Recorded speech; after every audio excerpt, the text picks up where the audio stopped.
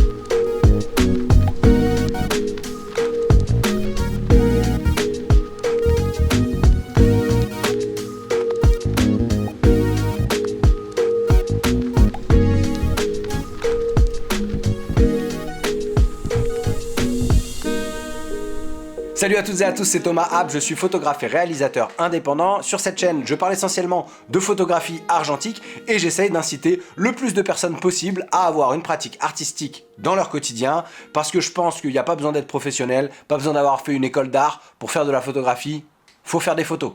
Pour être tout à fait transparent, j'utilise très peu de filtres et j'ai testé celui-là parce que depuis plusieurs années, j'ai vu beaucoup de photographes l'utiliser et quand Digitphoto m'en a proposé un en prêt pour tester, j'ai immédiatement dit oui. Ceci n'est pas une vidéo rémunérée, mais si vous utilisez mon code créateur Thomas App sur le site de Digitphoto au moment de passer votre commande, ça m'apporte un réel soutien. Les liens disponibles en description sont des liens affiliés, cela me permet de toucher une commission sans que ça ne vous coûte rien. La raison pour laquelle je n'avais pas encore utilisé de filtre mist, c'est que j'avais peur que l'effet soit trop marqué, trop reconnaissable. Je sais que ce sont des filtres qui sont très prisés pour obtenir un rendu, un look cinématographique, ou pour adoucir vos photos dès la prise de vue en numérique. Et surtout, je m'interrogeais sur la pertinence d'utiliser un tel filtre en photographie argentique, qui est ma pratique principale. Première chose que j'ai appréciée dans ce filtre avant même de l'utiliser, c'est sa boîte qui n'est pas en plastique comme c'est souvent le cas pour les filtres. Et surtout le support cache en gomme qui se fixe tout autour du filtre, qui vous permet de retirer la partie vissée, puis de fixer votre filtre sur votre objectif, tout en ayant cette gomme de protection. Et c'est assez pratique, surtout quand on connaît les galères de vissage de filtre quand on n'est pas tout à fait dans l'axe. Là, au moins, si le filtre nous glisse des mains, il est en partie protégé.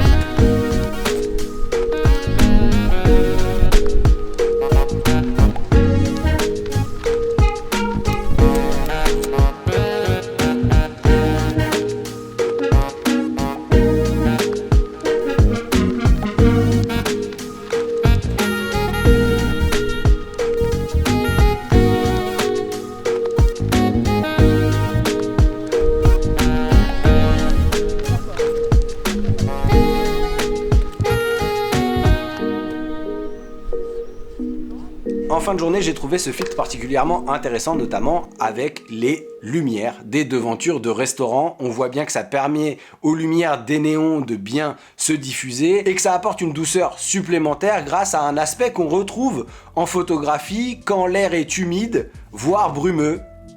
Ça tombe bien, c'est le nom du filtre. Mist veut dire brume.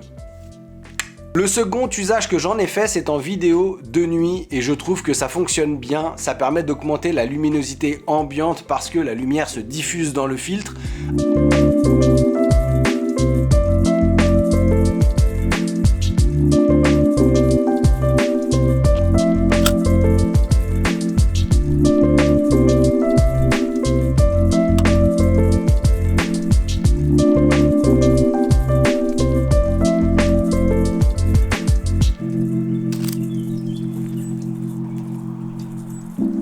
Attention cependant à ce que la lumière ambiante ne soit pas trop forte ou dans un axe désavantageux qui pourrait créer une lumière qui bave trop. Ça nous est arrivé notamment avec les phares de voitures qui arrivaient en arrière-plan. L'intensité du phare diffusée dans le filtre occultant la majeure partie de l'image.